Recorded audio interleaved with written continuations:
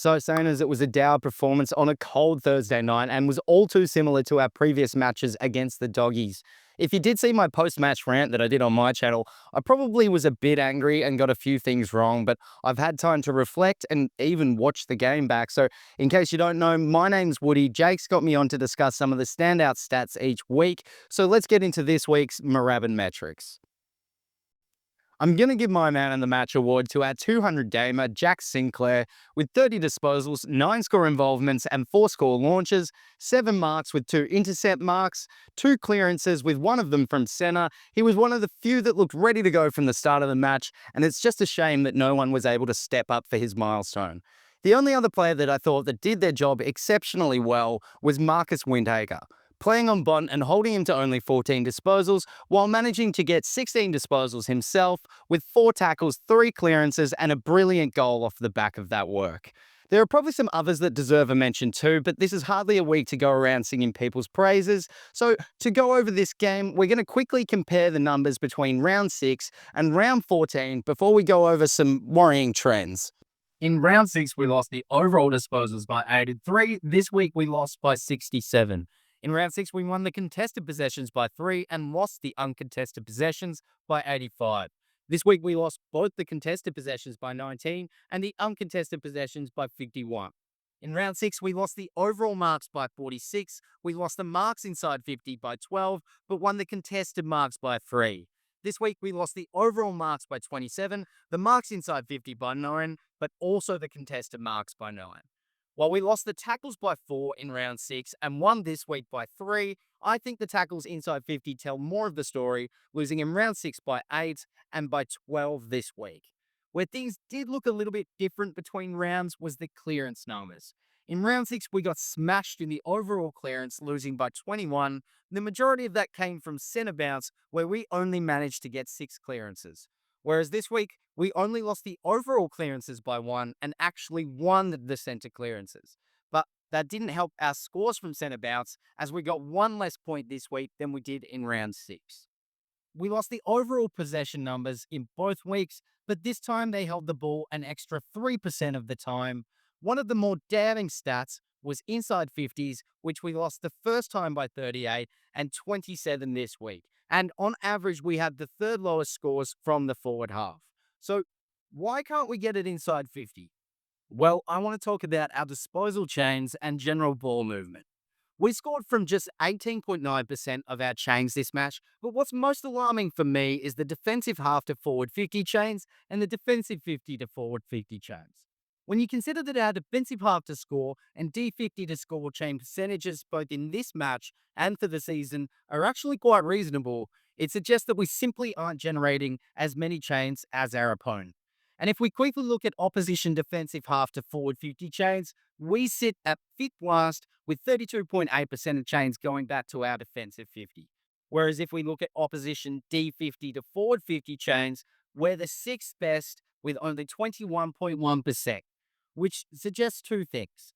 When we get it inside 50, we're somewhat effective with our opportunities, which can be seen when you look at shots per inside 50, scoring shots per inside 50, and goals per inside 50, where we sit above the AFL average in every category. But we can't seem to get it from the wing to inside 50 very often. And 2, we're not rebounding the footy well enough, with too many of our chains ending with a stoppage or turnover either just past the middle of the ground or not even making it that far, which can be seen when looking at opposition scores from forward half, where we sit fifth last with 44.7 points against on average. So let's have a look at some of our rebound 50 stats.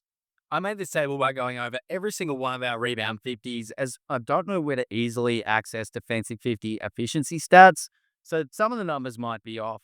If you do know where to find those numbers easily, drop me a comment. Otherwise, I'll quickly break down what you're looking at. I grouped every rebound 50 into categories where if the player hit their target, I then tried to decide if that was the best option or not. So some of this is certainly just my interpretation. But if they turned the ball over, I had to decide if the turnover was caused by the passer, receiver, or some combination of both. There was somewhere I didn't know what to do with it, such as Marshall's hit out rebound 50 that eventually spilled back inside defensive 50, only for Sinclair to get another rebound 50 that sailed over Lob and Keeler's heads for a boundary throwing. I want to point out a couple of rebounds that I think show the major issue. In this first one, it's 2 minutes into the third quarter. Darcy marks at 60 from goal. He goes back and pumps it into the square where Wood is there for the intercept mark. He goes wide to Burns and follows up the play to get the overlap handball received before going long down the line to Jones, who is running towards the boundary line. Richards gets enough pressure on the mark for it to spill out the back. Fraser is first to the ball, but Jones knocks him out of the way and collects the ground ball, only to be immediately tackled, have the ball spill out again for the Doggies to get another inside 50. Here it is a bit later in the quarter. McNeil goes long inside 50, but this time Wilkie is there to take the intercept. He goes wide to Hunter Clark, who gives it to Webster for the overlap handball receive. Webster runs about 10 meters before kicking it 50 down the line to Rowan Marshall, but Darcy closes the gap too quickly and spoils the ball over the line. For me, these passages have two problems. We're not passing to particularly threatening areas, and we're not retaining the footy, which, if we look at those stats, we sit just above the AFL average. But if we look at oppositional averages, we sit in the bottom three for both. And while the differences are the worst, we're not amongst the best teams. When you look at the base level numbers from our rebounds, the problem becomes pretty clear.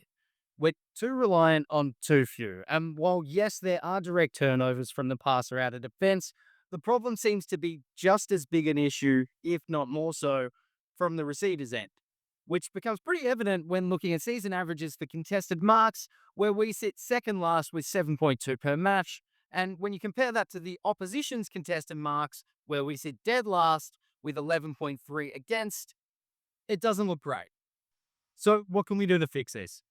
Well, for starters, yes, we need more strength at the marking contest, but we generally just need to get the ball further up the ground more often, which is clear when you look at meters gained, where we sit fifth last, and time in forward half, where we sit fourth last.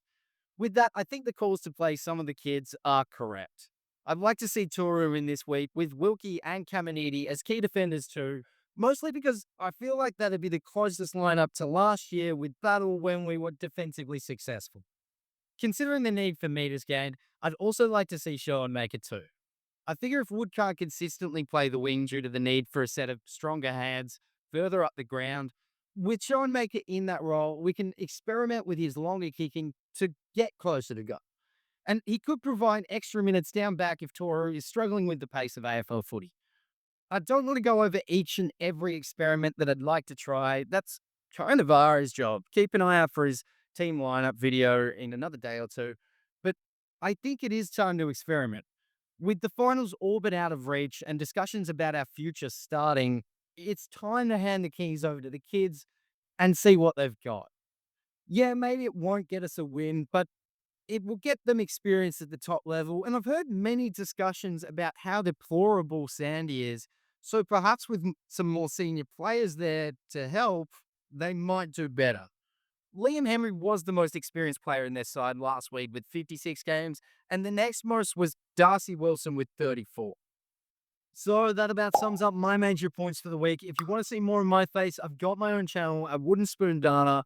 The video that I said would be out 2 weeks ago in a week, hopefully it's out now. But either way, I'll be back here each and every week to go over some of the standout Saints stats.